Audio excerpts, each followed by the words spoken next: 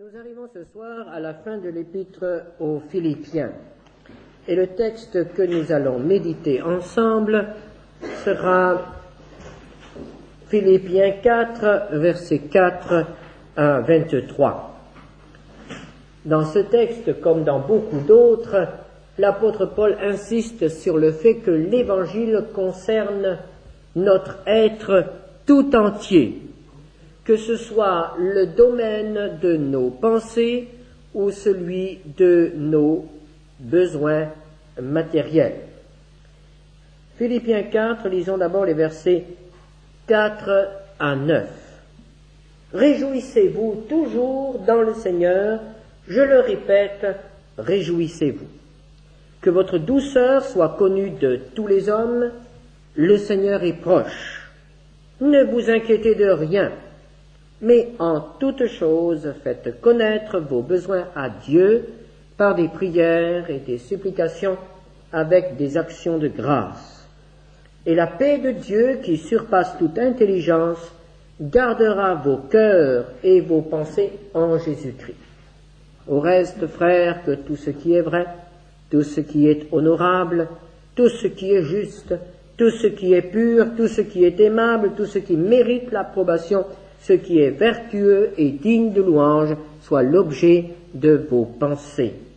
Ce que vous avez appris, reçu et entendu de moi, et ce que vous avez vu en moi, pratiquez-le, et le Dieu de paix sera avec vous. Ce texte commence par une exhortation. Réjouissez-vous. Nous avons lu ensemble l'Épître aux Philippiens et nous avons remarqué que cette exhortation revient très souvent. L'Épître aux Philippiens, c'est l'Épître de la joie. Parce que celui qui l'a écrite était dans des circonstances particulièrement heureuses. Est-ce que Paul avait la grande vie? Est-ce qu'il était comblé? Est-ce qu'il avait, humainement parlant, de quoi se réjouir? Certainement pas. Nous nous souvenons que l'apôtre Paul écrivait cet épître en prison. Il était à Rome, prisonnier déjà depuis de longs mois. Et malgré cela, il répète toujours à nouveau, réjouissez-vous.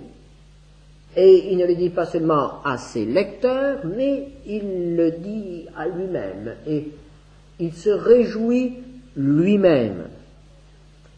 Et c'est frappant de nous souvenir de ce qui s'est passé justement à Philippe dans cette prison où il avait été jeté, car l'apôtre Paul a été assez souvent en prison à cause de l'Évangile. Et à Philippe, il a aussi été jeté en prison lorsqu'il a porté l'Évangile dans cette ville.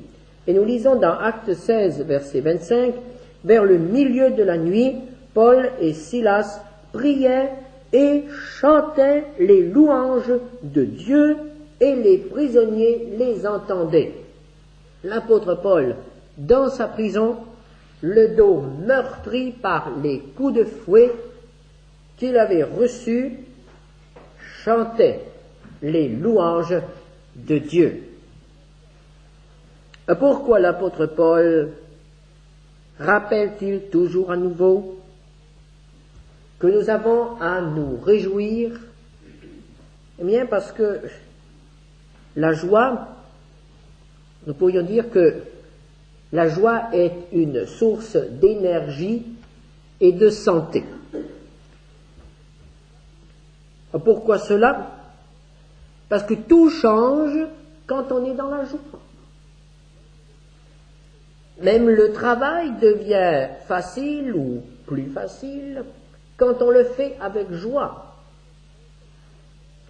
Un temps d'épreuve supporté dans la joie est bien plus facilement supporté que si on est là en train de gémir, de se plaindre ou de se révolter.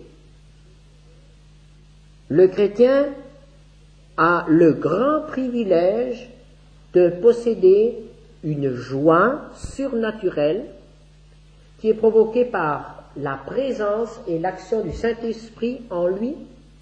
Ce n'est pas notre joie, c'est la joie du Seigneur qui se manifeste en nous. Et cette joie ne peut pas être ravie, même par la persécution. Celui qui demeure dans cette joie, celui qui permet à cette joie de le remplir et de le diriger en toutes choses, celui-là supporte bien plus facilement les épreuves et les difficultés de la vie. Et cela imprègne tout notre être. C'est pourquoi l'apôtre Paul ajoute tout de suite, après au verset 5, que votre douceur soit connue de tous les hommes. Un cœur rempli de joie nous donne une certaine douceur. Les gens qui ne connaissent pas la joie, les gens qui sont remplis d'amertume ou qui se plaignent eux-mêmes, n'ont pas cette douceur. On pourrait dire que la douceur de notre caractère, la douceur dans nos relations les uns avec les autres, ne peut être expérimentée que si nous sommes toujours dans cette joie qui est produite par le Saint-Esprit. Évidemment, nous pouvons nous dire, mais l'apôtre Paul, bien sûr, c'était un apôtre, il était soutenu par le Seigneur, mais si vous connaissiez mes soucis, si vous saviez à quel point je suis dans les besoins, l'apôtre Paul a aussi connu ces choses. Et c'est pourquoi il nous exhorte et il nous dit, ne vous inquiétez de rien. Ne vous inquiétez de rien. L'inquiétude, c'est tout juste le contraire de la joie. Un cœur inquiet n'a plus de joie. L'inquiétude ternit mon témoignage. Si je suis inquiet, si je suis préoccupé, je n'ai plus la liberté, je n'ai plus la facilité de rendre témoignage et de parler de mon Sauveur. Comment est-ce que je pourrais parler de mon Sauveur si l'inquiétude me ronge, si je suis préoccupé, si je suis tourmenté? Et l'inquiétude trouble aussi mes relations avec Dieu. Quand je suis écrasé par mes soucis, je n'ai presque plus la force de regarder au Seigneur, de lever les yeux. Et voici que l'apôtre Paul dit, ne vous inquiétez de rien. Évidemment, on pourrait dire, c'est facile, il a beau dire, mais moi quand même, comment faire? Ne plus s'inquiéter. Par exemple, je suis père de famille, j'ai des enfants à nourrir, les fins de mois sont difficiles, comment ne pas m'inquiéter? Ou bien encore, je suis ouvrier. Actuellement, le travail baisse dans l'usine. Je vais peut-être être licencié, je serai au chômage. Comment ne pas m'inquiéter? Ou bien encore, je sens que ma santé décline. J'ai peur d'avoir telle ou telle maladie. Comment ne pas m'inquiéter? Ou encore, le temps passe, je deviens âgé, je sens que je n'ai plus de force, je sens que, je ne peux plus me défendre comme je me défendais autrefois. Comment ne pas m'inquiéter? Évidemment, si nous voulions commencer à faire l'inventaire de toutes les causes d'inquiétude, nous aurions tous une longue liste à présenter. Est-ce que la Bible, est-ce que le Seigneur ignore nos sujets d'inquiétude? Certainement non. Mais ce que l'apôtre Paul nous dit ici, c'est que nous devons les apporter à Dieu. En toutes choses, faites connaître vos besoins à Dieu. Et c'est cela la différence. Prenons l'exemple de l'ouvrier qui a peur de perdre sa place. Si le contremaître lui dit « Ne t'inquiète pas, je parlerai pour toi au patron », quel soulagement!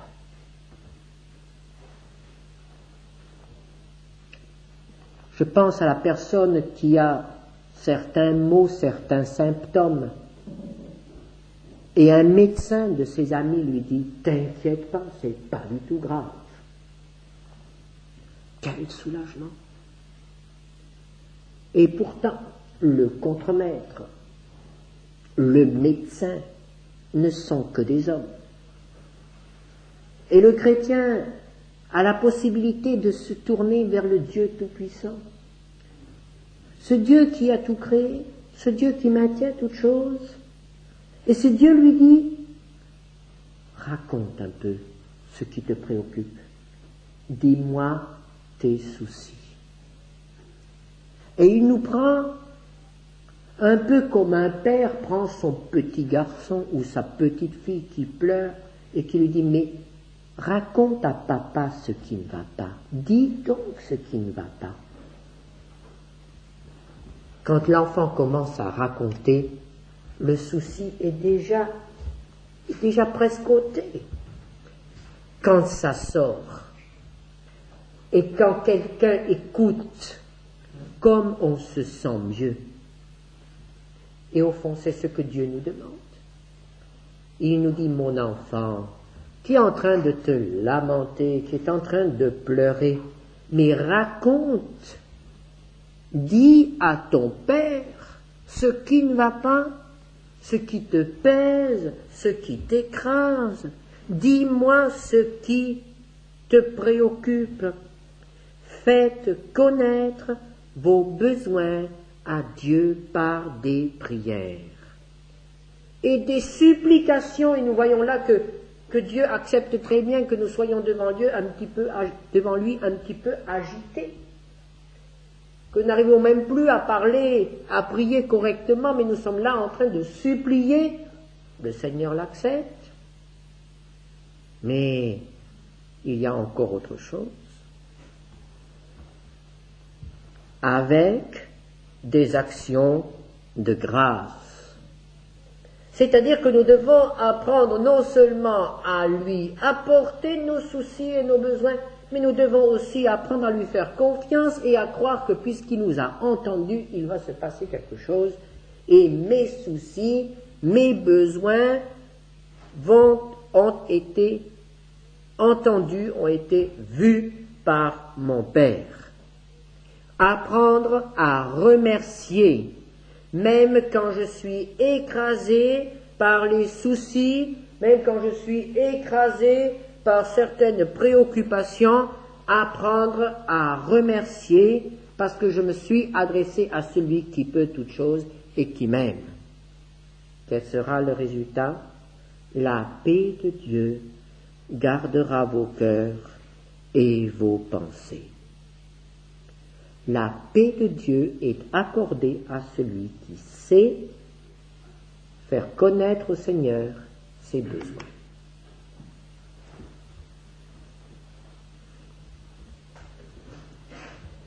Nous pourrions dire que l'apôtre Paul est en train de nous donner une leçon d'hygiène mentale, c'est-à-dire de nous apprendre à bien penser pour ne pas tomber malade mentalement. L'hygiène mentale. Eh bien, l'hygiène mentale, c'est d'abord de se réjouir. L'hygiène mentale, c'est de faire connaître à Dieu nos besoins. Et pour continuer, l'hygiène mentale consiste à sélectionner l'objet de nos pensées. Verset 8. Nos pensées.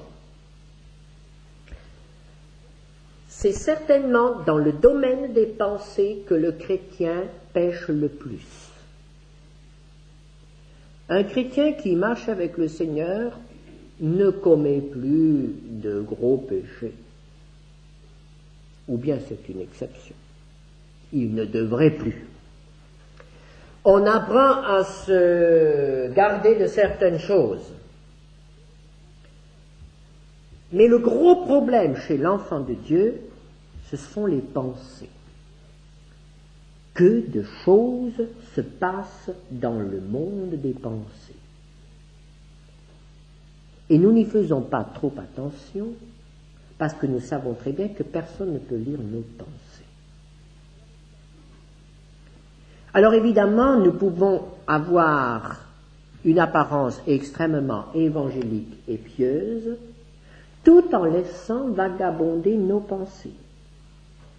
Et si nous arrivons à contrôler nos paroles et nos actes, nous pensons que ce qui se passe au niveau de la pensée n'a pas une grande incidence. Mais voyez-vous, frères et sœurs, lorsque le Seigneur parle du péché, il commence toujours par la pensée.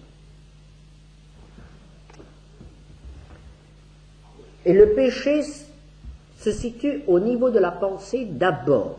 Et déjà la pensée est péché. Tu ne convoiteras point. Ou bien encore, si tu te mets en colère, et la colère n'a pas toujours besoin de s'exprimer. Ou encore, toutes ces pensées que nous pouvons avoir, qui ne sont vues, connues de personne, mais qui finalement deviennent très dangereuses pour notre vie spirituelle. Il faut donc apprendre à avoir une hygiène de nos pensées. Et cela n'est pas du tout aussi facile qu'on peut se l'imaginer. Il faut faire un choix. Et voici le choix que Paul nous propose, verset 8. Au reste, frères, que tout ce qui est vrai, il faut choisir entre ce qui est vrai et ce qui est faux, entre la vérité et le mensonge. Tout ce qui est honorable. Il y a ce qui est honorable et ce qui est déshonorant. Il faut mettre de côté ce qui est déshonorant, ce qui déshonore notre Père céleste, qui connaît nos pensées. Tout ce qui est juste, il faut poursuivre la justice et nous détourner de l'injustice. Que nous n'émettions aucun jugement injuste sur qui que ce soit. Tout ce qui est pur. Et il faut nous détourner délibérément de ce qui est impur. Nos pensées sont constamment sollicitées à notre époque par l'impureté. On ne peut faire 3 pas en ville sans être pris par toutes sortes de choses.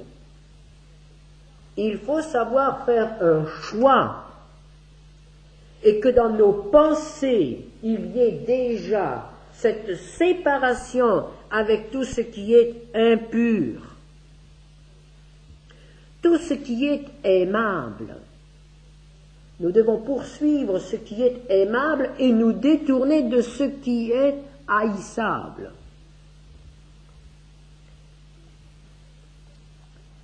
Tout ce qui mérite l'approbation. L'approbation de qui?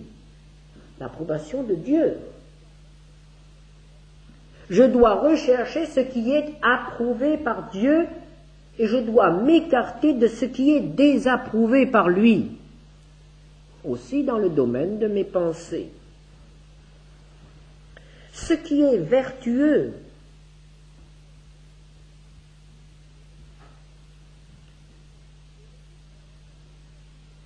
Et me détourner de ce qui est vicieux. Et il faut bien qu'ici, nous acceptions qu'il y ait une morale, et une morale supérieure à celle des hommes.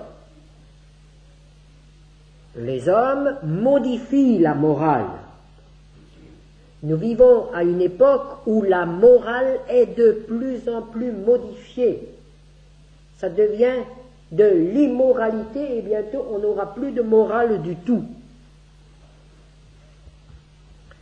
On a même peur de parler de morale. Et pourtant, le chrétien doit s'occuper de ce qui est vertueux. Allez parler à quelqu'un de vertu aujourd'hui. Ce sont des mots qui ne sont plus de notre temps, mais qui sont toujours d'actualité pour le chrétien. Et digne de louange, nous détourner de tout ce qui est indigne. Est-ce que Dieu peut louer nos pensées? Ou est-ce qu'au contraire, il doit dire « Mais mon enfant, ce que tu penses là est indigne du nom de chrétien que tu portes.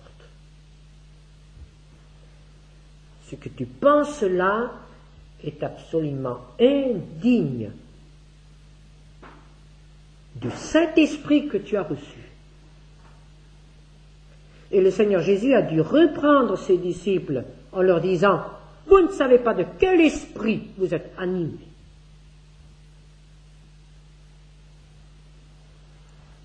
L'hygiène mentale, le choix de nos pensées, l'orientation de nos pensées.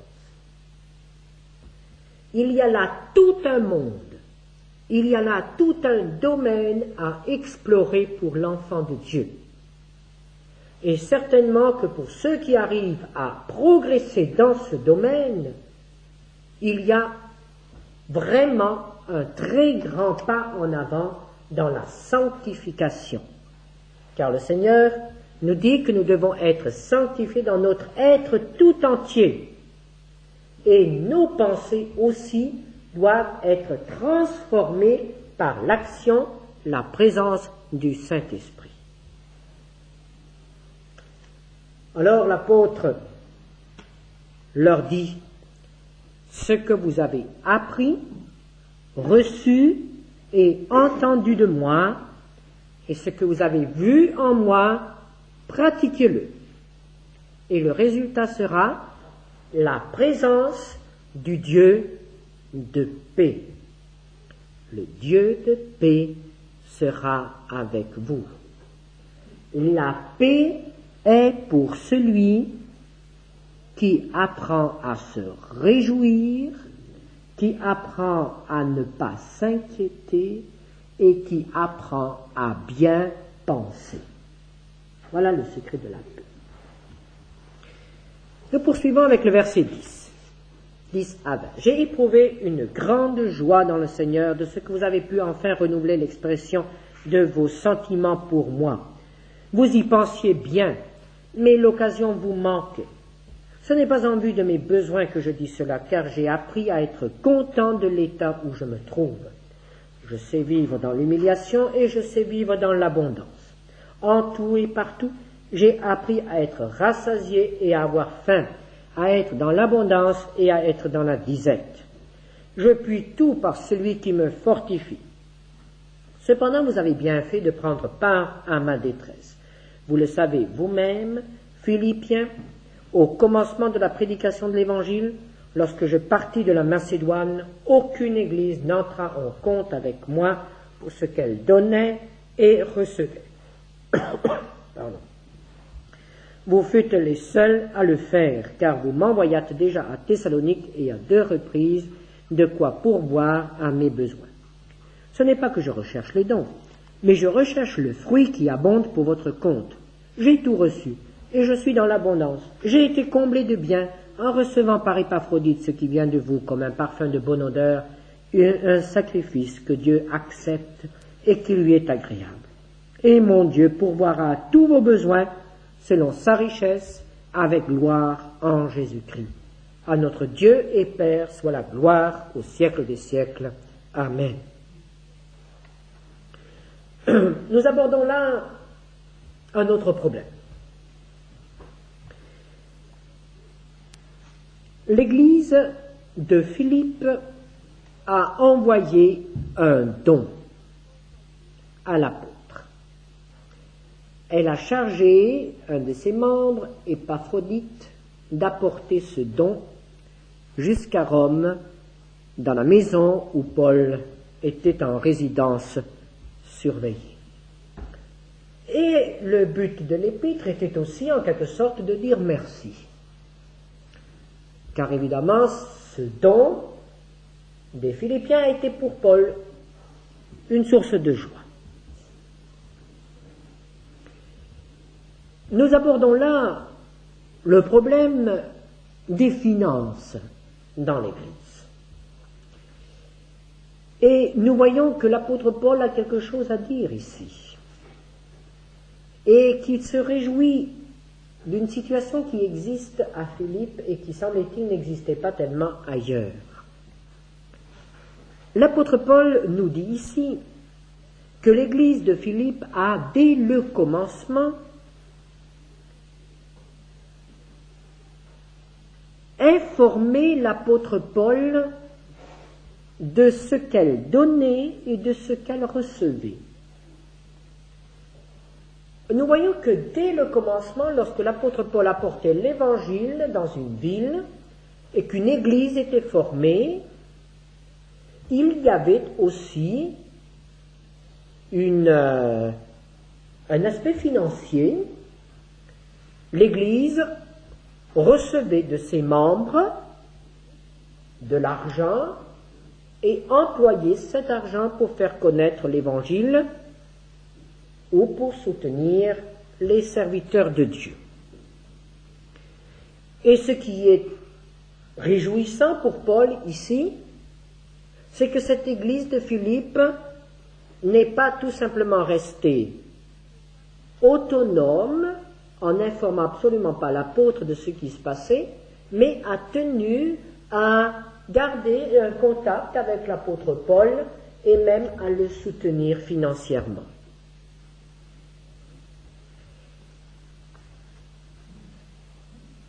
On souligne très souvent cette caractéristique de l'apôtre Paul. Paul a travaillé de ses mains et n'a pas reçu le soutien des églises. Mais je crois qu'on exagère cela. Et quand on regarde de près, on voit très bien que Paul a travaillé à certaines occasions. Quand il n'avait pas d'argent, quand il ne recevait rien des chrétiens. Prenons le cas de ses relations avec Philippe. Après avoir quitté l'église de Philippe, Paul a poursuivi son chemin et est arrivé à Athènes, puis à Corinthe. Et nous lisons que Paul était assez découragé à Corinthe, il se retrouvait seul, ses équipiers étaient restés en route, et Paul s'est trouvé dans le besoin.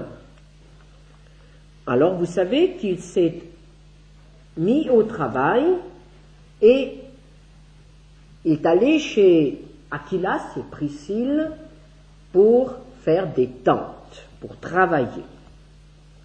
Et on souligne toujours cela, Paul travaillait de ses mains. Mais alors, au chapitre 18 des Actes, nous lisons « Mais quand Silas et Timothée furent arrivés de la Macédoine, c'est-à-dire de Philippe et des autres églises, il se donna tout entier à la parole, attestant aux Juifs que Jésus était le Christ. »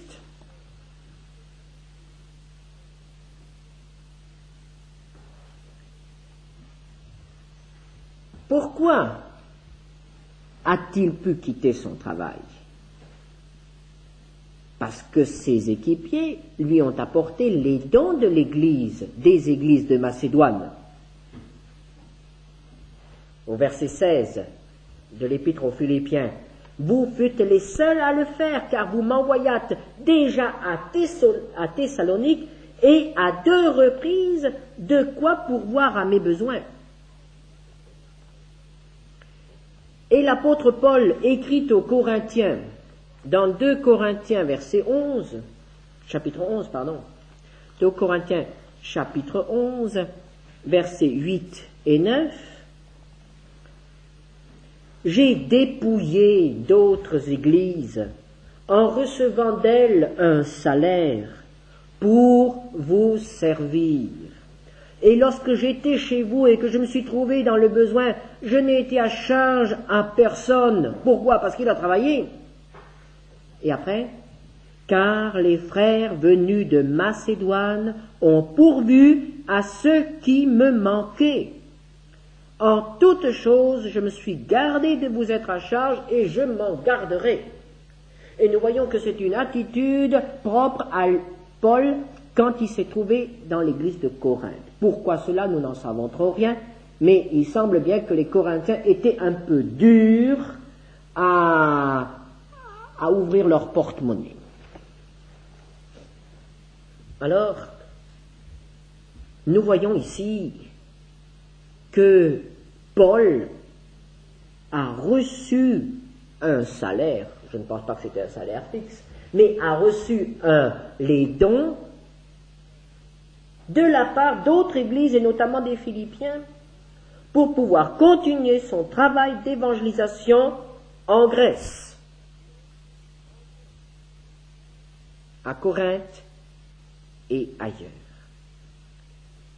Et il semble que les Philippiens aient été particulièrement fidèles dans ce soutien. Et c'est peut-être là l'expression des sentiments qu'ils avaient pour l'apôtre Paul. Et c'est bien ce qu'il souligne dans ces versets. En effet, le serviteur de Dieu a le droit de vivre de l'Évangile, c'est-à-dire il a le droit de recevoir les dons de ceux qui l'enseignent. L'apôtre Paul le rappelle aux Corinthiens, c'est toujours au même, 1 Corinthiens 9, verset 14. De même aussi le Seigneur a ordonné à ceux qui annoncent l'Évangile de vivre de l'Évangile. C'est un ordre. Et il explique, verset 11 du même chapitre, 1 Corinthiens 9, verset 11, « Si nous avons semé parmi vous les biens spirituels, est-ce une grosse affaire si nous moissonnons vos biens temporels ?» Autrement dit, l'apôtre Paul leur a apporté l'Évangile. L'Évangile a été pour les Corinthiens une expérience extraordinaire et a bouleversé leur vie. Et l'apôtre Paul dit, mais puisque l'Évangile a été une telle richesse pour vous, pourquoi n'êtes-vous pas prêts à ouvrir votre main et à donner quelque chose de vos richesses, de vos biens temporels? Et c'est encore vrai aujourd'hui. Lorsqu'un homme se convertit réellement, et il y a tellement de choses qui se passent dans sa vie qu'il commence à faire des économies. Le chrétien peut vivre beaucoup plus économiquement que l'incroyant. Il y a des tas de besoins qui disparaissent. Je n'ai pas besoin de fumer, je n'ai pas besoin d'alcool, je n'ai pas besoin de cinéma, je n'ai pas besoin de bal, je n'ai pas besoin de télévision, je n'ai pas besoin de tas de choses. C'est merveilleux. Mais alors, est-ce un drame si je donne quelque chose de ce que j'économise au Seigneur? Et je ne m'appauvris pas? Et la paix du cœur Ça ne se paye pas. Allez chez un psychiatre. Combien est-ce qu'il vous demandera par heure? Les pasteurs, quand vous venez les voir, ne vous présenteront jamais des honoraires. Peut-être qu'on viendrait plus souvent chez les pasteurs si vous présentez une note d'honoraires. Parce qu'habituellement, ce qui ne coûte rien n'a pas de valeur. Et les psychiatres, les psychologues font payer très cher leur consultation pour que ce qu'ils racontent aux gens soit un petit peu écouté. Et si vous allez chez un psychanalyste et que vous n'allez même pas en consultation quand vous avez pris le rendez-vous, vous devez quand même payer. Même si vous n'y allez pas. Vous devez payer si vous n'y allez pas. Et nous sommes tellement inconséquents avec le Seigneur. N'est-ce pas? Commencer à donner de nos biens temporels pour la gloire de Dieu. L'apôtre Paul explique cela ainsi. Verset 10 du chapitre 4. « J'ai éprouvé une grande joie dans le Seigneur de ce que vous avez pu enfin renouveler l'expression de vos sentiments pour moi. » Et au fond, c'est là la clé. L'expression de vos sentiments. La libéralité chrétienne n'est pas le fruit de mes calculs, mais c'est l'expression de mes sentiments. Quand je donne pour l'œuvre de Dieu, c'est pas ma tête qui doit travailler, qui doit réfléchir, c'est mon cœur qui doit parler. C'est toute la différence. Les Philippiens aimaient Paul, et c'est pour cela qu'ils lui ont donné quelque chose. Car on est prêt à donner quelque chose à ce que l'on aime. N'est-ce pas? Et peut-être que si nous ne sommes pas tellement décidés à donner quelque chose, c'est parce que nous n'aimons pas. Parce que nos sentiments sont morts, sont froids. La libéralité chrétienne est une question de cœur. Il ne doit pas y avoir dans l'Église des relations d'employeurs et d'employés. Il ne peut pas être question de salaire. Dans l'Église, il ne peut pas non plus être question d'établir des relations entre assistés et bienfaiteurs. On donne quelque chose parce qu'il en a besoin. Ce n'est pas ça. Il s'agit d'un partage. Le serviteur de Dieu a quelque chose à donner qui ne peut pas être payé. Et pour pouvoir donner cela, il doit renoncer à travailler et à gagner lui-même. Donc il est normal que ceux qui travaillent partagent un peu avec lui. C'est cela l'expression du corps de Christ. Chacun donne ce qu'il a. Les uns des biens spirituels, les autres des biens temporels. Les autres un travail physique, les autres un travail intellectuel. Les uns la jeunesse, les autres l'expérience. Que chacun donne à l'autre ce qu'il a. Si on envisage la question matérielle dans l'Église sous cet angle-là, le problème est réglé.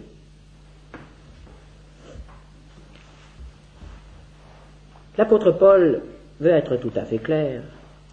Et il dit, verset 17, « Ce n'est pas que je recherche les dons. » Le chrétien n'a pas à rechercher les dons, le serviteur de Dieu non plus. « Mais je recherche le fruit qui abonde pour votre compte.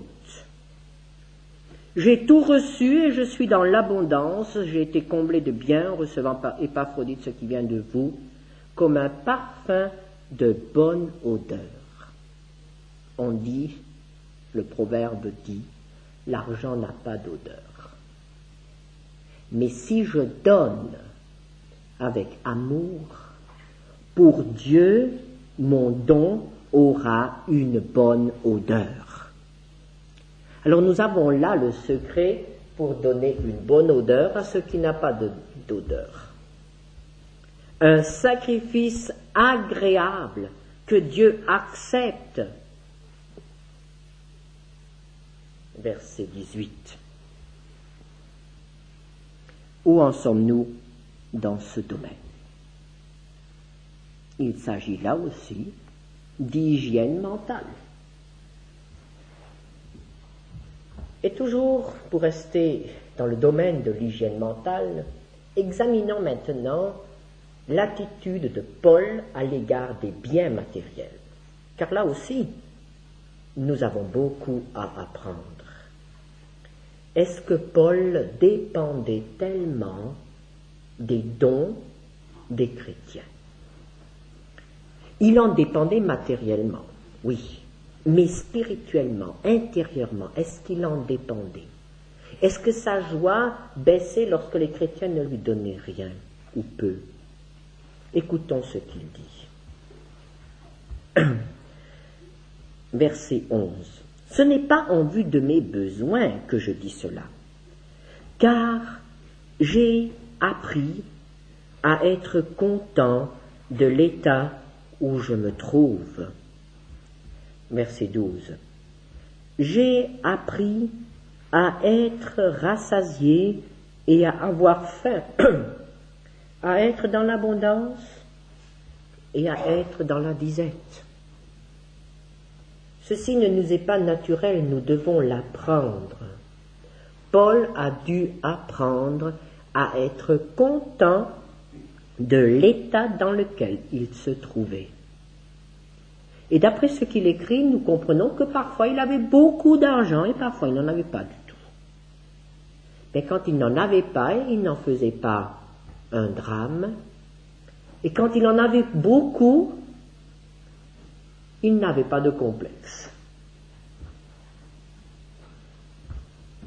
L'état de ses finances personnelles ou les finances de l'équipe n'influait pas sur sa vie spirituelle. Il avait appris à être content de l'état dans lequel il se trouvait. Frères et sœurs, est-ce que nous avons aussi appris cela? Même si nous ne sommes pas de ceux qui vivent par la foi, comme on dit, même si nous avons un salaire. Est-ce que nous avons appris à être contents de l'état dans lequel nous nous trouvons? Ceci n'est pas quelque chose à la mode. Aujourd'hui, on nous dit revendiquer. Et si on n'a pas envie de revendiquer, on nous dit mais regardez vos collègues, ils ont ceci et cela, les privilèges. Et regardez les autres, ils peuvent se payer ceci et cela. Alors vous êtes content comme cela? Revendiquez. Et le Seigneur nous dit, le contentement est une source de grande richesse. Savoir être content de ce qu'on a, beaucoup ou peu. L'apôtre Paul a appris cela. Et il a si bien appris cela qu'il pouvait dire « je sais ». Il a bien appris et il dit maintenant « je sais » au verset 12. Je sais vivre dans l'humiliation et je sais vivre dans l'abondance. Parfois, il est plus difficile de vivre dans l'abondance que dans l'humiliation. Il y a des chrétiens qui ont beaucoup plus de problèmes quand ils ont de l'argent que quand ils n'ont pas d'argent. Mais les deux doivent être appris. Avoir un jour beaucoup et avoir un jour peu. Je sais vivre dans l'abondance, je sais vivre dans l'humiliation. Quel est son secret? Verset 13. Je puis tout par celui qui me fortifie. C'est merveilleux. Le Seigneur ne se désintéresse pas de lui, il le sait, et il lui donne la force de vivre une vie libre, vraiment dégagée de toutes ces contingences matérielles. Et l'apôtre Paul sait qu'il peut s'adresser à son Dieu, qui lui répondra. Et il le rappelle aux Philippiens, verset 19, « Mon Dieu pourvoira à tous vos besoins, selon sa richesse, avec gloire, en Jésus-Christ. Quelle merveilleuse promesse! Tous vos besoins, frères et sœurs, besoins matériels, besoins humains, besoins affectifs, besoins spirituels. Tous vos besoins, comment cela? Avec sa richesse. Et n'ayez surtout pas peur d'appauvrir le Seigneur. Vous pouvez demander. Il ne s'appauvrira pas en vous donnant ce dont vous avez besoin. Et même il veut vous combler, et même il veut vous donner l'abondance, pour que vous puissiez être dans la joie. Voilà l'hygiène mentale. C'est comme cela que le chrétien peut être dégagé intérieurement pour servir le Seigneur. Et c'est un peu cela l'épître aux Philippiens. L'apôtre Paul met ses lecteurs en présence de la richesse de Dieu. Il voudrait leur montrer à quel point Dieu peut les faire progresser, peut les combler de son amour et de ses bénédictions. C'est pourquoi l'épître aux Philippiens est l'épître de la